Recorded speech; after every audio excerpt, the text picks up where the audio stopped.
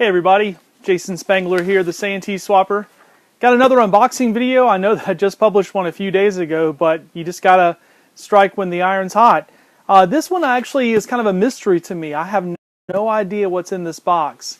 I did want to read to you the email that I got from the scouter that sent me this box because I think it kind of illustrates a point that I've been making in some conversations I've had in my newsletter and online.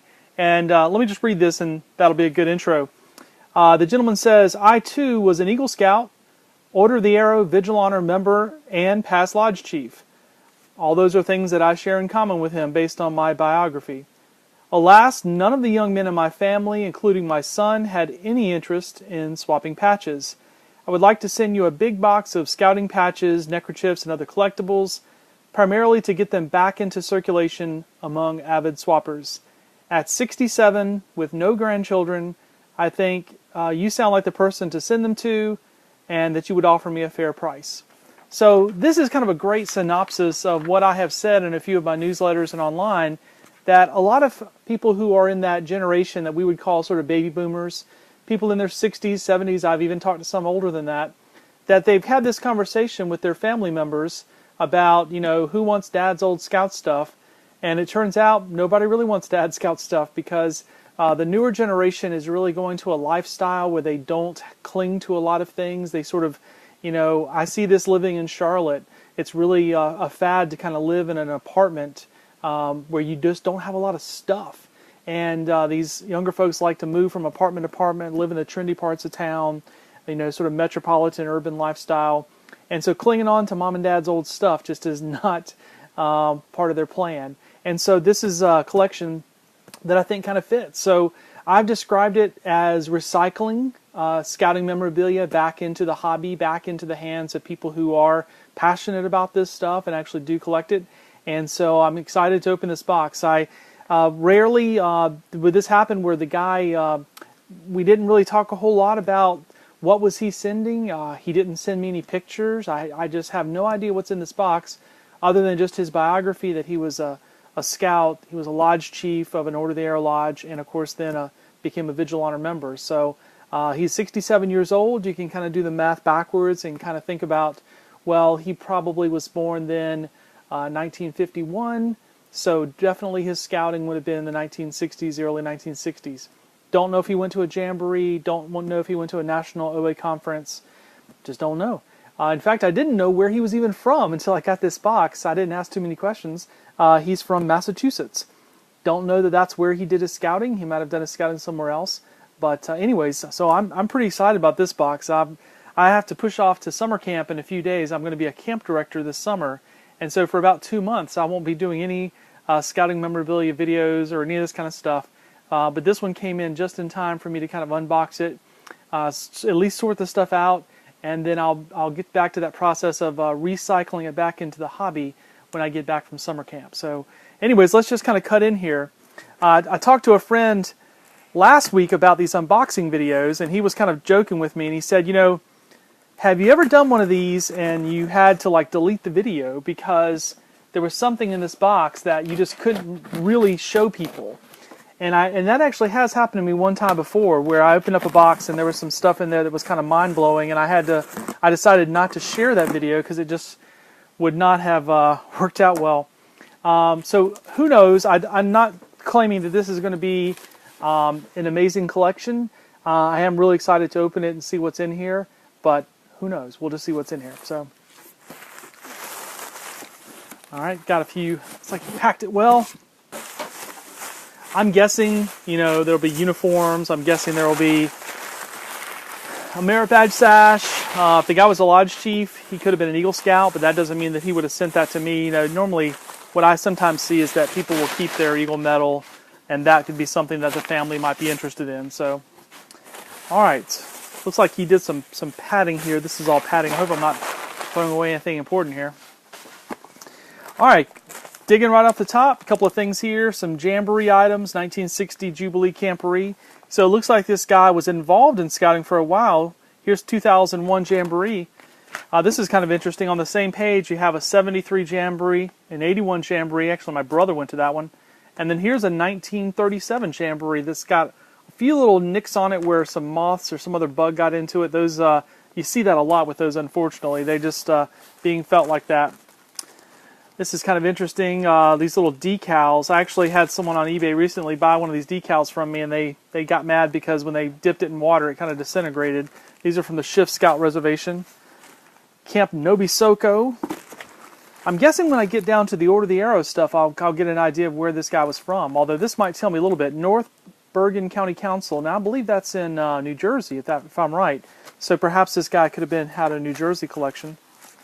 Oh yeah, here we go. Bergen County Council. I think we're getting warmer. It's a little bit of a mystery here. I think this guy may have grown up in New Jersey and possibly could have been a lodge chief in a New Jersey lodge. So some patches from Soar, Klondikes, some more Jamboree and activity patches, round. That looks like a West Point Jamboree. Actually, you can see it from the back. So many of you probably are familiar with this already. For many years at West Point, they would have a Boy Scout Jamboree. So in 1974, this was the 12th West Point Jamboree. Of course, West Point is in New York, but that would draw a lot of surrounding troops. Cool neckerchief here. Okay, here's cool. This is a chapter neckerchief. Never seen that before. Lodge 484 Oratam, and it's made like, this looks to be like a chief neckerchief. Oh, there goes the little slip. No, let's see here. Scout neckerchief embroidered by Walter Wastbrock, Midland, New Jersey. Okay, but that's that kind of embroidered neckerchief that you sometimes would see chief neckerchief have done back in the day. Some other here, West Point Jamboree, wood badge. This is the green one that you wore when you were a participant before you got your beads. More like that guy, West Point, Shift Scout Reservation, Jamboree neckerchief. Let me just mention this. I may have mentioned it in another video, but almost every collection that I get in has Jamboree neckerchiefs, and it's funny how people keep these Jamboree neckerchiefs because it's one of the few things that everybody has heard of. Even if you're not a scout, you've heard of the Jamboree. And so people assume, oh, I have this 1969 Jamboree neckerchief. It must be worth a whole lot of money. Well, Boy Scouting memorabilia is no different than any other collecting hobby. It's sort of supply and demand. And when you come to Jamboree items like this neckerchief or any item from a Jamboree for that point, if they were mass produced, then that means the supply would have been in the tens and tens of thousands.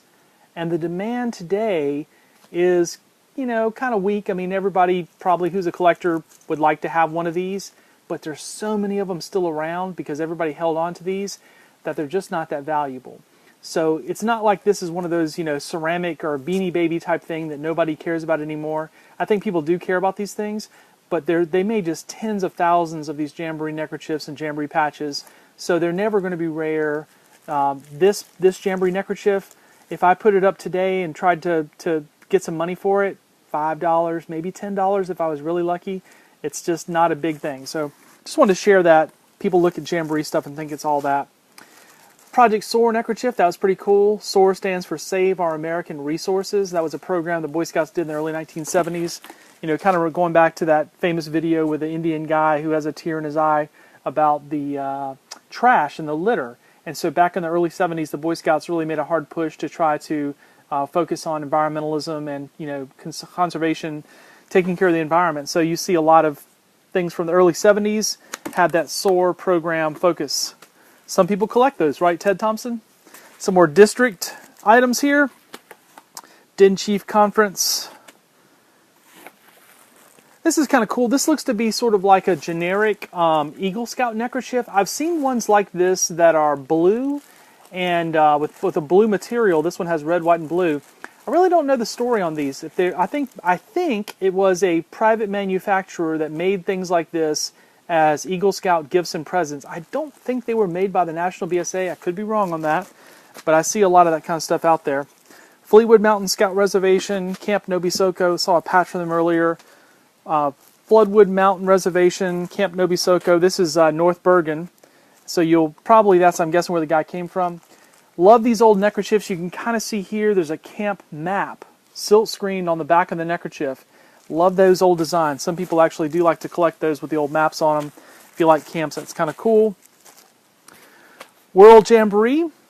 So 1971 World Jamboree, if you can't tell by looking at the design there, that was in Japan. And so a lot of collections I get actually have scouts who either attended this or they they went to this. I see these neckerchiefs quite a bit. So again, would have been a lot of those out. So that's not necessarily a rare piece, but still kind of cool that that neckerchief was from Japan. Shift Scout Reservation. Every collection I get has got items like this. Shift Scout Reservation. I believe it was in New Jersey or New York. I could be wrong. And it was a scout camp that was like a national training center for the Boy Scouts. And just over the years, a lot, I mean, thousands and thousands of scouts and scouters would have cycled through there and would have attended things like this National Junior Leader Instructor Training Camp at Shift Scout Reservation. So again, not really anything that has value because there's so many of them, but you do see a lot. Now this is kind of an unusual one, 1964 National Jamboree. I do not recognize that design. It's at Valley Forge. This could have been a troop issue. This looks like something that could have been done by a contingent troop going there. Although almost every time I see something like this, it would have the name of the troop because that's kind of the whole point, right? We're representing our council, our town, our state. This one doesn't have that. So that'll be a little bit of a mystery. I have to look that one up. Another cool thing the Boy Scouts would often do is serve as a service corps. This one's for the 1964 and 65 New York World's Fair. In the last unboxing video I had, there was actually a uniform with a patch from the 1939-40 New York World's Fair. I guess New York is always a popular place for the World's Fair. So that's kind of a cool piece. 1967 World Jamboree. So the Boy Scouts, the last time that the World Jamboree was held in the United States was in 1967, and it was held in Idaho. And so it's been over 50 years. And as you probably know, in 2019, the World Scout Jamboree is finally returning to the United States. It's going to be in West Virginia. Philmont Scout Reservation here, or branch I should say. A lot of those, a lot of kids in the area went to Philmont, so you'll see a lot of those as well.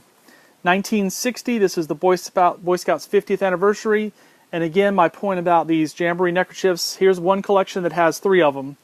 And I probably have 50 of these neckerchiefs already. So there's a lot of those around. Nobody got rid of that kind of stuff, which, you know, why would they? It's pretty cool stuff. Camp Nobisoko, I'm guessing that's where he spent some time. Here's some stuff from Philmont, some other patches like that. District Jamboree, some other activity patches. These look like position patches. Let me just peek in here for a second just to see if anything kind of interesting. You know, the Boy Scouts used to have these designs for their patches, for their position patches, like especially adult position patches. And when you look at these, it doesn't tell you what the person did. And they eventually go away from this. This is an embroidery one. I believe this would have been done maybe late 60s, maybe up to before early 70s, but not past 72. But they don't tell you what the person did. And so eventually you get this design, which you're going to see, they have the name of the job on it. But before that, you just had to kind of know by the color. So for example, I know this color, brown, stands for Junior Assistant Scoutmaster. But if you didn't know that, you wouldn't really know. But I guess, maybe back in the day, everybody knew that, for example, someone wearing this patch, all silver, was a Scoutmaster. That was the Scoutmaster patch. And if you were the Assistant Scoutmaster, your patch would look identical to this, but it would be gold instead of the sort of grayish silver color. Just peeking to see if he has one.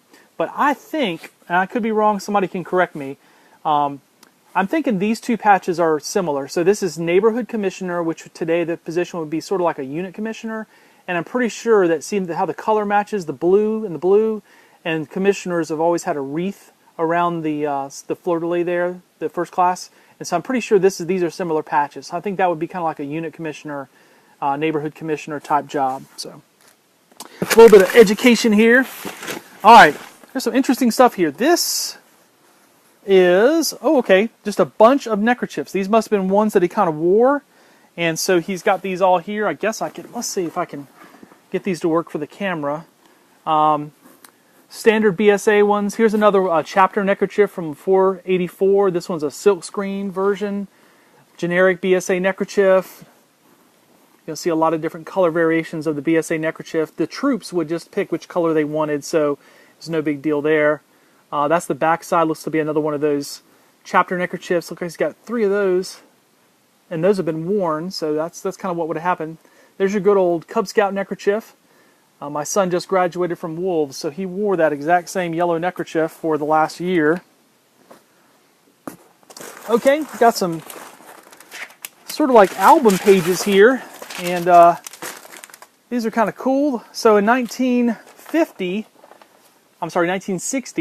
the Boy Scouts had their 50th anniversary, and this style of their 50th anniversary, the Golden Jubilee patch, it was made in a couple different patches. So he's got here Jubilee, the Cub Scout Jubilee, Jubilee Jamboree, Jubilee Field Day, and then at Shift Scout Reservation, they had a patch, and I've already mentioned Shift, so it was in Minden, New Jersey. I was right about that. Then the National Jamboree patch in 1960 has that design, and then Philmont, the patch from Philmont that year. So this is kind of a complete set of that, you would say maybe like the national issues from that era. That's pretty cool.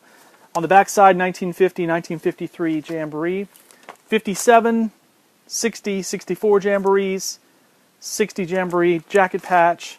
Here's your World Jamboree, 67. That's the patch and the jacket patch. 64, that looks to be a 1960 leather. Here's the World's Fair. So that's your World's Fair patch that would match that neckerchief. I actually don't remember seeing this one before. That's a World's Fair patch as well. Wonderful World of Scouting, 1964-65. That's kind of cool. I hadn't seen that, not that I remember. This is the generic OA jacket patch that everyone would have worn from that time period. You see a lot of those sewn on jackets and things like that. These are sort of national OA patches. These are national, or they are conference 1965 and 1967. I'm guessing that these are the originals. The Boy Scouts did make a reproduction set, I think around 1973. That's hard to tell from the original, but these, together with this one especially, look to be original. This little guy here is the sash patch that you would have worn if you completed the 50th anniversary award in 1960. You would have worn that on your Order of the Arrow sash. Then on this side, some arrowhead-shaped patches from Oratom Lodge, which maybe could have been the lodge he was a chief of. Some more patches here. There's no telling here if these are just ones he traded for. These are West Point Camporee, some other camp patches. If I see anything that stands out, I'll kind of flip it around. But this patch here looks to be a little bit more like Camporee patches and things like that from that North Bergen Council. So things that would have been, you know, kind of in his scrapbook, I guess. Camp Nobisoko we mentioned earlier, which was a camp from that council. Yeah, just sort of generic things. Region 2 patch. Okay, couple patches from different places, so I guess he did a little bit of patch trading. Here's a patch from Alabama Lodge. No surprising, that's in Alabama. And this one is actually from North Carolina. So Area 6A Fellowship, Camp Raven Knob, 1967. Funny story, I'm going to be a camp director this summer, and my program director, as I film this video, is at Camp Raven Knob, going to National Camp School. He and I are going to meet for lunch Friday and kind of compare notes before our staff week starts. But it's just funny how you see that and kind of strikes up a conversation. I really like these kind of patches just for my own personal thing. This is 1964 Explorer Canoe Derby, Whitewater River. So here's the interesting thing about Explorers. Explorers were kind of like your high school age scouts back in the 50s and 60s. Actually, it goes way back before that. But you see a lot of patches from that time period. And so they would have, like you might think that a Boy Scout troop would go to a camporee, which would be like a weekend camping trip with multiple troops. But then they would have these Explorer events, which basically were for your senior scouts, your explorers, high school age guys. And they would have these pretty high adventure based events. And so this one was a Whitewater River 100-mile canoe trip. That's pretty, canoe derby. And so guys like me that collect Explorer stuff, we actually like to get these patches because it sort of tells what the explorers did. You know, again, sort of high adventure. Now, how ironic is this? This is the camp I'm going to be working at this summer, Camp Barstow, Central South Carolina Council, now called Indian Waters Council. But that's kind of funny that I would actually get a Camp Barstow patch in this collection. Again, more activity patches here. Some of them pretty cool. You can see space themes and things that would have been popular back in that day. District patch. Some more camp patches here. Camp patches, Detroit Area Council. And I think that's about the end of that guy. Yep, here's some just council patches. I think everybody had a San Francisco patch. I saw several of those recently. Okay, a couple of books down in the bottom. I think these are great. You probably have this already if you've been doing scouting memorabilia for a while. The Boy Scout Encyclopedia, the Golden Anniversary book. And so this is a great book that came out, I think it would have been 1960, right? Obviously, Golden Anniversary. And it's just a really colorful book about the Boy Scouts, and you know, just has a lot of iconic looking stuff, the merit badges and the uniforms, and Here's that Explorer. I was mentioning earlier about the Explorers, and so that's a page showing you the Explorers. They would have worn the dark green uniforms, the white belts, and again, that would have been your high school age scouts. So a little more high adventure stuff for those guys going on. All right, there's a frame here. Oh, I know what this is. Okay, so one of the cool things you'll see from collections during this time period, and I think this came out in the early 70s, a little bit of rattling around going on here, so I may not be able to hold this up too well. They did a Norman Rockwell set of coins that are, I believe, all silver. And so this one is obedient, and so it's got the Scout laws. These are kind of coming apart a little bit here. The frame's kind of coming apart, so I won't be able to show you this completely. But this Norman Rockwell Spirit of Scouting set is one that you see quite a bit, but people still appreciate and like that. Huh, cool, look at this. I think I have this book in my collection. Valuation Guide for Selected National Jamboree Patches and Souvenirs, 1935-2005, by Terry Ramsey. I do love reference books for the Scout patch memorabilia hobby. These prices, who knows, well, what have we been now? Almost a dozen years later, I guess, if these prices are still valid. Of course, all price guides, it's someone's subjective opinion, so who knows if that's really, accurate or not. Neckerchief slides, back in the day, guys would have worn neckerchief slides with their uniform. Neckerchief slides are not so common today, but back in the day, that would have been a big deal to wear neckerchief slides. Mystic Order of the Tent Fly Show and Do. That's just a clever little thing. I have no idea what that is, but it's funky. All right, some bolo ties. Again, we see Shift Scout Reservation, a Neil slide, which is a slide manufacturer. Big scouting exposition button. Keep going through here. West Point Camporee, again, pretty popular. Camporee from Bergen. I think there's a slide in here. Sorry, I won't waste your time and open everything up. This looks like a cool metal neckerchief slide. There might be some others in here. These are leather neckerchief slides. Looks like this guy ended up with the all of them at the end. So if anybody needs a 1967 Klondike Derby leather neckerchief slide, let me know. I've got a few now. Here's a little piece of education. This is a Jamboree Reproductions set. So I believe it was in 1981, the Boy Scouts decided it would be a cool souvenir item in the trading post to sell a souvenir set of these Jamboree patches. And so you see here, for example, the 1937 has a plastic back. And that's how you tell the souvenir set apart, is that all the patches have a plastic back, including the 1960, which the real one doesn't. Here's going to be a 37 plastic back. Nope. 57, they didn't make them with a plastic back, but the reproduction set does. 1953, again, plastic back. And it looks like these were glued onto something at some point. So most Scout patch collectors know that already, but if you don't, that's what the reproduction set, you can tell by the plastic backs. And these are more Camporee patches here. Looks to be like camp patches here. I do see I don't think they're all rounds. I guess he sort of sorted this out by shape. More Camporee patches. I see some more council strips in here. North Bergen, some other stuff. 10 Mile River. This is there's a couple things you'll see in a lot in collections. So gotta love getting some kosher Indians. So this was a group, a lot of times when Scouts went out to Philmont, they would go by and see this group that did Native American dancing. And this was in La Junta, Colorado. And this group, they must have had a heck of a trading post, man, because everybody has some of these cool-looking kosher Indian patches and neckerchiefs in your collection. And so this guy had bought a couple there. This is kind of cool only because you see this same design used over and over. In fact, my local lodge used this same design in 1988, which probably is like years. This is 65, so I guess that's, 20-something years later, we used the exact same design of this fancy dancer for a patch that we had for an Indian seminar that we hosted. So, again, another kosher, they got them coming out everywhere. 10 Mile River Scout Camps, Greater New York, you're going to see a lot of these in collections. That was a big camp that hosted a lot of Scouts. This is some more Camporee stuff here. Oh man, Showman again, 1967. If If you need a 1967 Showman patch, send me a message. I got some for you. These are some more camp patches in here. Central Indiana. Nothing too exciting. Field Day. Lakeside Staff. Another one of Scout Exposition patches.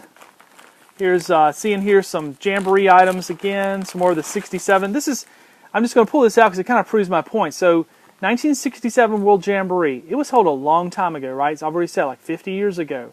In this collection, I think this could be the 4th, 5th. I don't know how maybe we've seen now 5 of these 1967s. So that just kind of, again, these are all mint condition. They're great, but they're not rare, and they're probably never going to be rare. So I just kind of throw that out there to people who are interested in, you know, who don't know that. Again, like 64 Jamboree. Here's multiple 64 Jamboree patches when the guy already had a black notebook full of them. Shift Scout Reservation, a point I made earlier. You know, here's was it 2, 4, 6, 7 patches from Shift Scout Reservation. Shift Scout Reservation, I believe, does not exist anymore. I don't believe it's a camp the Boy Scouts own anymore. So there's not a lot of interest in these. I mean, if you wanted to have a Shift Scout Reservation patch, you probably already have one. But if you don't, here's 7 more to add to the tens of thousands that have been made over the years. So just not a big deal. Okay, I think this is probably giving us our clue here. So in looking at all this stuff, I did finally find a bag of OA Lodge flaps. And these are from Oratown Lodge 484, which kind of tells me, oh yeah, for sure, this is the lodge that this guy belonged to. And so that is kind of nice. I like this. This flap is really a good-looking flap. It's probably 1960s based on this guy's time period. Interesting, he has a stack of them, but I don't see any other lodge flaps where he would have traded and done some trading for other lodge flaps. So that's kind of interesting. I actually may, if I end up buying this from him, I may trade some of these at the upcoming National OA Conference, but who knows. So that's the end of the box. I hope you enjoyed this unboxing video, just kind of a little tutorial for you about some scouting memorabilia that came in here. Again, as I said at the beginning of the box, this came from a gentleman who was a lodge chief, it turns out, in New Jersey, we now know. He lives in Massachusetts now, and he does not have any children who are interested in this, he had no grandchildren, and so he found me, and we've been messaging back and forth about his collection, and he sent it to me so that I could preview it, and then he and I are going to come up with a price for this collection, and hopefully I'll buy it from him before I go off to summer camp. So thank you very much, Jason Spangler, the Santee Swapper. I live in Charlotte, North Carolina. I do a lot of stuff on Facebook, eBay, just all over the internet. I've been collecting patches and such for 25, 30 years. I'll start to date myself. Pretty soon people will be referring to me as one of those people in their 60s, I guess. And but I'm not there yet. So anyways, I hope you enjoyed this video. If you have any comments, leave them down in the video, you know, for Facebook or YouTube, whatever. Leave the comments there, and I'll try to respond back. If you see something here you're interested in trading for, let me know, and we might can make that happen as well. Thanks very much.